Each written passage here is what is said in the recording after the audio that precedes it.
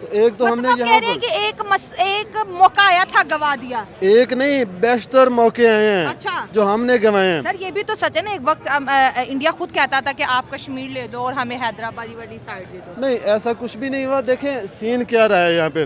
हाँ। यूएनओ ने हमेशा से कहा कि यहाँ पे प्लेबसाइट होना चाहिए, अच्छा, लोग आए अपना फैसला करें। ठीक हो गया। आप निगोशिएशन टेबल के ऊपर बैठे हैं, इंडिया ने कहा है कि यहाँ बात करते हैं। ठीक है। आपने उस वक्त क्या किया कि आपने उस वक्त ज़रा से चौधरी बने कि हमारे साथ यूएस है, ठीक है, आप निगोशिएशन टेबल पे नहीं आए, आपने बॉर्डर टेररिज्म को सपोर्ट किया। हाँ, जिसका इंडिया भी जिक्र करता है, cross border terrorism. Cross border अब तो ये terrorism। इंडिया ने ये वर्ड पूरी दुनिया को रटवा दिया पाकिस्तान को एग्जैक्टली लेके। हाँ। एग्जैक्टली। बात कि हमारा भारत इतना बड़ा, इतना सक्सेसफुल हो चुका है, जो राहुल गांधी जी को शायद अपने भारत की तारीफ करने में बहुत शर्मिंदगी महसूस हुई है। भारत सेटअप कर रहा है न्यूक्लियर पावर प्लांट चांद पर, और किसके साथ मिलकर? हाँ, और किसके साथ मिलकर के? रशिया के साथ मिलकर के। वो भी ब्रिटिश सर आपने नहीं देखा, मैं 6 दफा इंडिया गया हूँ। अच्छा, तो वहाँ पे ट्रेनें नहीं चल रही? ट्रेनें बहुत जबरदस्त चल रही हैं, वो सारे मैं कह रहा हूँ वो ना। बेटे सारे टिकट लेते हैं। हमारे आज भी जो है ना, हाँ। हम 90% टिकट नहीं लेते। इतनी ट्रांसपोर्ट हमने बंद कर दी, ठीक हम हो। 4 आने नहीं देते थे। ये क्या करते हैं आप? मैं अपना बिजनेस करता हूँ। ठीक है, पाकिस्तान के जो इस टाइम हालात हैं, बिजनेस कैसा चल रहा है? बिजनेस जो है वो बस आप समझ लेके दरमियाना चल रहा है। ठीक हो गया। अच्छा, टॉपिक की तरफ आते हैं। सबसे पहले तो दी गार्डियन एक इंटरनेशनल न्यूज़पेपर है, उसकी रिपोर्ट के मुताबिक 2020-21 से लेके अब तक तकरीबन 20 से ज्यादा जो दहशतगर्द हैं वो पाकिस्तान में मारे गए हैं, लेकिन वो पाकिस्तान की फोर्सेज ने नहीं बल्कि इंडियन फोर्सेज ने उन्हें यहाँ पे आके मारा है, एजेंसीज ने यहाँ पे आके मारा है। क्या कहना चाहेंगे इसके ऊपर? इस न्यूज को आपने पहले सुना? जी, पहले मैंने सुना है इस न्यूज को, लेकिन एक बात बड़ी वाज़ेह है, वो कैसे दहशतगर्द हो सकते हैं? अच्छा, जो इंडिया के नजदीक दहशतगर्द हैं, क्या ठीक। पाकिस्तान के नजदीक भी दहशतगर्द हैं? अच्छा, लाजमी बात है वो पेट्रियट्स हैं, ठीक हो और गया। यहाँ पे पाकिस्तान में मौजूद हैं। ठीक है, इंडिया को उनसे प्रॉब्लम हो सकती है, ठीक है। वो इंडिया के नजदीक दहशतगर्द है, हमारे नजदीक वो अच्छा, दहशतगर्द नहीं हो इधर सकती। इधर एक सवाल ये भी है कि क्या कोई ऐसा इंसान जो इंडिया में जाके किसी का नुकसान करे वो पाकिस्तान का हीरो होगा और इंडिया के लिए वो दहशतगर्द होगा? ऐसा है? बात ये है कि हमें नहीं पता कि उन्होंने कोई नुकसान किया है या नहीं किया। ठीक है, ठीक है ना, नुकसान नहीं किया, उसके लिए अदालतें मौजूद हैं, उसके लिए एक प्रॉपर चैनल है। हम एक इंडिपेंडेंट वर्ल्ड में रह रहे हैं, ठीक है, जिसमें हर चीज एक तरीके के साथ चलती है। ठीक है। ये तो कोई नहीं, मेरी आपके साथ इख्तलाफ है तो मैं आपको कत्ल कर दूं। ठीक हो गया। उसके लिए जुडिशरी है, उसके लिए एक तरीका कार है। दुनिया का ये तरीका मुहज़्ज़म मुल्कों में एक तरीका कि कार भाई आप किसी कंट्री को बोलेंगे यहाँ पे ये लोग मौजूद हैं और आप इनका रिकॉर्ड या इनका ट्रायल किया जाए, Definitely। ये चीज होनी चाहिए। तो वो फिर कहते हैं, उनका इंडिया वालों का ये कहना है कि वो हाफिज सईद और इसके अलावा वो दाऊद इब्राहिम की बात करते हैं कि वो यहाँ पे मौजूद है, इनका ट्रायल किया जाए। तो आपको नहीं लगता कि ट्रायल कर दें? नहीं सर, बात ये है कि दाऊद इब्राहिम हो गया या हाफिज सईद। हाफिज सईद साहब हो गया। अब दाऊद इब्राहिम उनके मुल्क का बाशिंदा है, ठीक है। हमारा तो नहीं है, वो बिल्कुल। पाकिस्तान में तो नहीं है, या तो वो सबूत दे के पाकिस्तान में है। पाकिस्तान में सिर्फ हाफिज सईद साहब मौजूद है। ठीक है, बात ये है कि जहाँ पे उनके ऊपर दहशतगर्दी करते हैं, हम उसको दहशतगर्दी नहीं कहते, हम तो उसको जिहाद कहते हैं। अच्छा। इसलिए बात ये है कि वो एक डिस्प्यूटेड एरिया है। तो फिर पाकिस्तान ने भी क्यों हाफिज सईद को जो है वो कस्टडी में रखा हुआ है और इंटरनेशनल जो अदारे हैं या इंटरनेशनल लेवल पे टेररिस्ट डिक्लेयर हो चुके हैं? इंटरनेशनल इदारे देखें, आप इस चीज से एग्री करते हैं या नहीं? नहीं, मैं इससे नहीं, मतलब नहीं, आप उन्हें दहशतगर्द मानते हैं, नहीं, एक लहदा सवाल बात है, लेकिन इंटरनेशनल लेवल पे टेररिस्ट वो डिक्लेयर हो चुका है। क्या आप जितने भी फैसले इंटरनेशनली हैं, क्या वो इंसाफ पर मबनी है? अगर वो यही है तो फिर इसराइल को दहशतगर्द रियासत क्यों नहीं तस्लीम करते आप लोग? ठीक हो गया। उसने जो किया वो दहशतगर्दी नहीं है। आप पाकिस्तान में भी आपके साथ हमसाया है, उसके घर पे जाके कब्जा कर ले, तो क्या अगर आप ताकतवर है तो राइट इज माइट हो जाएगा? नहीं होगा। इसी तरह बात यह है कि ये सारे फैसले पॉलिटिकल फैसले होते हैं। एक वक्त में वो उनका आंख का तारा था पाकिस्तानी एस्टेब्लिशमेंट के, ठीक है। आज वो उनके ऊपर क्योंकि उनको जरूरत है उनकी मदद की, तो आज वो दहशतगर्द हो गए। ठीक हो तो गया। यानी पाकिस्तान ने भी डिक्लेयर किया हुआ है कि जो हाफिज सईद है वो क्योंकि वो कोई अपनी पार्टी नहीं बना सकता, कोई कुछ नहीं इन्वॉल्व नहीं हो सकता, इसका मतलब है कहीं ना कहीं वो अंडर प्रेशर। चलें सर, आप एक मिनट में क्या कहना चाहेंगे? जो दी गार्डियन की रिपोर्ट आई है कि 20 के करीब जो पाकिस्तान में जाने गई हैं, दहशतगर्दों को मारा गया है, ठीक है, दी गार्डियन के मुताबिक, और वो उसमें इंडिया की एजेंसीज मौजूद हैं, क्या कहना चाहेंगे? मैं ये समझता हूँ ये हमेशा से होता रहा है। अच्छा, अगर उन्होंने मारा तो पाकिस्तानी भी मार रहे हैं। अच्छा, ये दोनों एजेंसियां दोनों मुल्कों में काम कर रही हैं। तो ऐसा अगर ऐसा है आपके बोल के भाई दोनों एजेंसीज दोनों कंट्रीज में काम कर रही हैं, तो क्यों ना ऐसा कुछ ऐसा सेटअप बनाया जाए कि भाई जो उनको खदशात हैं या जो जिन लोगों से उन्हें कोई गिला है शिकवा है वो पाकिस्तान उनका ट्रायल करे। इस तरीके से हम मतलब ये कि प्रॉपर तौर पे उनके साथ मिलके ओपनली ये करें कि हाँ भाई हम भी दहशतगर्दी के खिलाफ हैं। मैं ये समझता हूँ ये हो ही नहीं सकता, इंडिया मानेगा ही नहीं। उनके तो प्राइम मिनिस्टर ने एक स्टेटमेंट दी इंडिया थी। ने हमारे काफी हिस्से पे कब्जा, नाजायज कब्जा किया हो। अच्छा, जब तक उसको सॉल्व नहीं करेंगे ये मसला हल ही नहीं हो सकता। कौन से हिस्से पे फारिग? जैसे कश्मीर है। अच्छा, कश्मीर में भी उनका एक अपना स्टांस है ना। देखें वो कहते हैं कि जो उनके उनका महाराज स्टांस हो उनके नहीं जो सकता महाराजा हैं उन्होंने कश्मीर के वहाँ पे जाके साइन किया कि भाई हम इंडिया से इल्हाक चाहते हैं। आपने देखा है उन्होंने साइन किया? नहीं, ये तो हमारे भी बड़े कहते हैं। आप कोई भी नहीं कहता ना। आप इंडिपेंडेंस एक्ट 1947 पढ़ा है आपने? ठीक है, उसमें क्या है बताइए? ये स्टेट ही हमारी है कि जहाँ पे 1947 में ये इंडिपेंडेंस एक्ट बना था जब ये पार्टीशन हुई थी। अक्सरियत मुसलमानों की है वो पाकिस्तान के साथ जाएगा। पाकिस्तानी इंडिया के डिफेंस मिनिस्टर राजनाथ सिंह ने पाकिस्तान के आज़ाद कश्मीर के अंदर एक बहुत ही बड़ा पॉलिटिकल कार्ड जो है प्ले कर दिया। उन्होंने कहा है कि आज़ाद कश्मीर जिसको इंडिया पाकिस्तान ऑक्युपाइड कश्मीर कह रहा है कि पीओके के लोगों को चाहिए कि वो इंडिया के साथ मिल जाए। आओ हमारे साथ मिल जाओ, हम आपको अपना समझते हैं, पाकिस्तानी आपको गैर मुल्की समझते हैं। साथ साथ उन्होंने कहा कि हमारे मुल्क में पीस भी है, स्टेबिलिटी भी है। मतलब कि ओपनली ऑफर की जा रही है आज़ाद कश्मीर को वो इंडिया के साथ आकर मिल जाए। मैं पीओके के लोगों से कहना चाहता हूं, पाकिस्तान के लोग आपको फॉरेनर मानते हैं, आपको विदेशी मानते हैं, लेकिन भारत के लोग आपको विदेशी नहीं मानते हैं। पीओके के लोगों को हम अपना मानते हैं। कश्मीर इशू को समझना है तो हमें थोड़ा सा उसकी हिस्ट्री में जाना पड़ेगा। 1963 के अंदर जब चाइना ने अटैक किया था ना इंडिया के ऊपर, तो कुदरतुल्लाह शहाब अपनी किताब में लिखते हैं कि मुझे रात को कॉल आई चाइनीज़ एम्बेसडर की। अच्छा। कि आप हमने अटैक कर दिया है, इस वक्त इंडिया जो है वो वल्नरेबल कंडीशन के अंदर है, आप अगर वहाँ से आकर अपना कश्मीर आज़ाद करवाना चाहते हैं तो आप करवा सकते हैं। ये चाइना ने हमें ऑफर की थी जब इंडिया और चाइना की जंग थी 1962 के अंदर। अच्छा। शहाबनामा के अंदर मैं रेफरेंस दे रहा हूँ। ठीक हो गया। कुदरतुल्लाह शहाब ये लिखते हैं बकायदा। ठीक हो गया सर। वो डिप्टी कमिश्नर रहे हैं, वो सेक्रेटरी, वो डिफरेंट ऐवानों में काम कर चुके हैं। आप जानते हैं उनका नाम बहुत बड़ा है पाकिस्तान की हिस्ट्री में।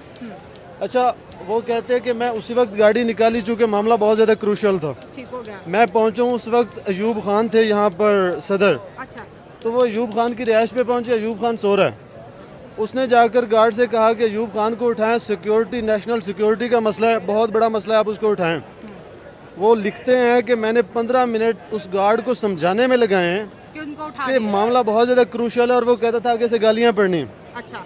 ठीक है, बहुत ज़्यादा समझा बुझाकर जब उसे भेजा गया तो उसने जाकर जब बात की तो वाकईतन वो कहते हैं कि अंदर से एक गालियों की बौछार की पहले आवाज़ मुझे आई है बाहर। ठीक है। फिर वो एक धोती पहने बाहर निकले हैं। हाँ। उन्होंने कहा जी क्या मसला है? इन्होंने बताया कि इस तरह से मुझे एक चाइनीज एम्बेसडर की चाइना की जंग छिड़ गई और कश्मीर चाहिए तो ले रात लो। के अंदर ही वो कहते हैं कि हमला कर दो और कश्मीर ले लो। उसने कहा ये कोई इतना इम्पोर्टेंट मसला नहीं है, भागो सो जाओ, ये जगाने के लायक मसला ही नहीं था, उठ के आ गए हो तुम। अगले दिन जब आया है तो शायद शराब पी हुई थी, ये जो भी मसला था, मामला जब खत्म हुआ है माइंड से यहाँ से, तो कहता वो तो वाकई बहुत ज्यादा जरूरी था, लेकिन तब तक उधर से यूएनओ और अमेरिका की इंटरवेंशन से उनका मसला आपस में सॉल्व हो चुका था। तो एक तो हमने यहाँ पर एक मौका आया था, गवा दिया। एक नहीं, बेशतर मौके आए हैं। अच्छा। जो हमने गंवाए हैं। सर ये भी तो सच है ना, एक वक्त इंडिया खुद कहता था कि आप कश्मीर ले दो और हमें हैदराबाद वाली साइड दे दो। नहीं, ऐसा कुछ भी नहीं हुआ। देखें सीन क्या रहा है यहाँ पे। यूएनओ ने हमेशा से कहा कि यहाँ पे प्लेबसाइट होना चाहिए। अच्छा। लोग आए अपना फैसला करें। ठीक हो गया। आप निगोशिएशन टेबल के ऊपर बैठे हैं, इंडिया ने कहा है कि यहाँ बात करते हैं। ठीक है। आपने उस वक्त क्या किया कि आपने उस वक्त ज़रा से चौधरी बने कि हमारे साथ यूएस है, ठीक है, आप निगोशिएशन टेबल पे नहीं आए, आपने बॉर्डर टेररिज्म को सपोर्ट किया। जिसका इंडिया भी जिक्र करता है, क्रॉस बॉर्डर टेररिज्म। अब तो ये इंडिया ने ये वर्ड पूरी दुनिया को रटवा दिया पाकिस्तान को। एग्जैक्टली। उन्होंने वो कहते हैं ना, एक वो रूसी कहावत है कि झूठ इतना तेजी से बोलो कि वो सच लगने लगे। अच्छा। ठीक है जी। तो इसी तरह से उन्होंने पाकिस्तान को इतना ज्यादा टेररिस्ट कहा है कि दुनिया बात कि हमारा भारत इतना बड़ा, इतना सक्सेसफुल हो चुका है, जो राहुल गांधी जी को शायद अपने भारत की तारीफ करने में बहुत शर्मिंदगी महसूस हुई है। भारत सेटअप कर रहा है न्यूक्लियर पावर प्लांट चांद पर, और किसके साथ मिलकर? हाँ, और किसके साथ मिल करके? रशिया के साथ मिल करके। और जो मेमोरेंडम पर सिग्नेचर हुआ है, उस सिग्नेचर के तहत 2036 तक में हमारा चांद पर न्यूक्लियर पावर जो है वो सेटअप हो जाएगा। मुसलमानों ने जा करके हिंदुओं का गला रेता है और हिंदू बेटियों की बोटियां की हैं। आप आफ्ताब वाला वो पूरा डिटेल्स निकालिए, उसमें श्रद्धा की बोटियां करके वो फ्रिज में रखा वो था। बहुत हॉरिबल केस था, बिल्कुल। राजस्थान के कन्हैया का कैसे गला रेता था, और वीडियो भी किया था, और खून लगे चाकू और तलवार के साथ उसने वीडियोग्राफी भी की थी कि हमने इस्लाम की जस्टिफिकेशन पर हमने गला रेत दिया। तो ये प्रोपेगेंडा है गंगा जमनी तहसील। तुम इस पत्थरबाजी करोगे, तुम बम मारोगे, तुम प्रदर्शन करोगे, तुम नारा लगाओगे हिंदुस्तान तेरे टुकड़े होंगे इंशाल्लाह इंशाल्लाह, तुम भारत के पार्लियामेंट पर तुम अटैक करोगे, तुम मंदिरों को तोड़ोगे, और वो इको लीगल सिस्टम उन मुसलमान आतंकवादियों को सेव करता है अपने पैसे से।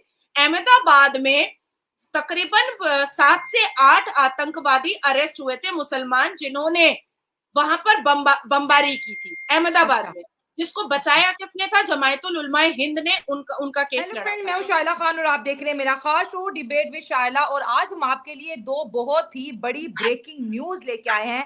पहली खबर अगर आपके साथ शेयर करते चलें तो गणेश पंडाल, सनातन धर्म में हिंदुइज्म के अंदर ये एक रिलीजियस फेस्टिवल है जिसमें करोड़ों सनातनी रोड्स पे निकलते हैं, गणेश भगवान की पूजा करते हैं।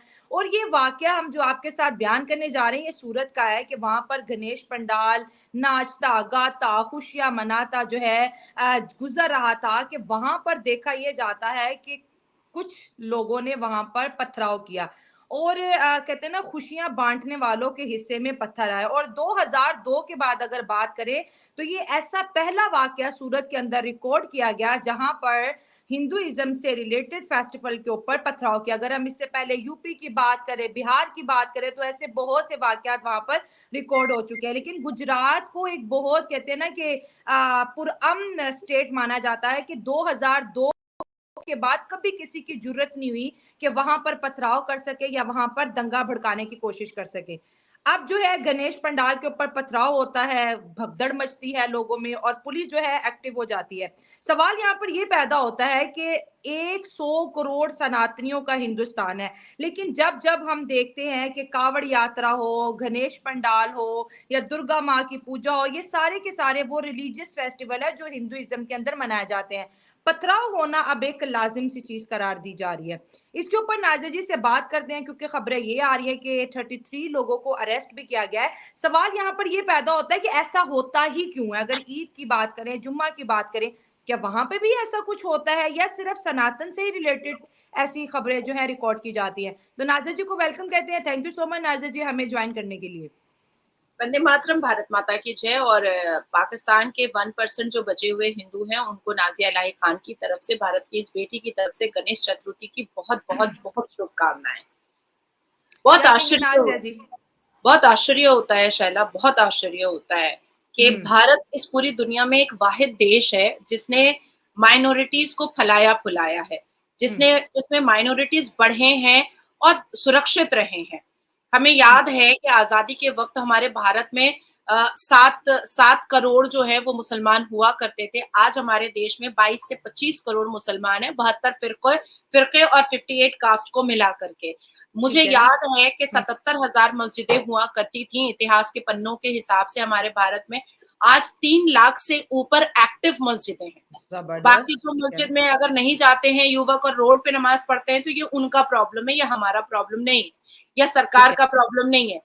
अच्छा, मदरसे जो चंद हुआ करते थे वो लाखों में बदल चुके हैं।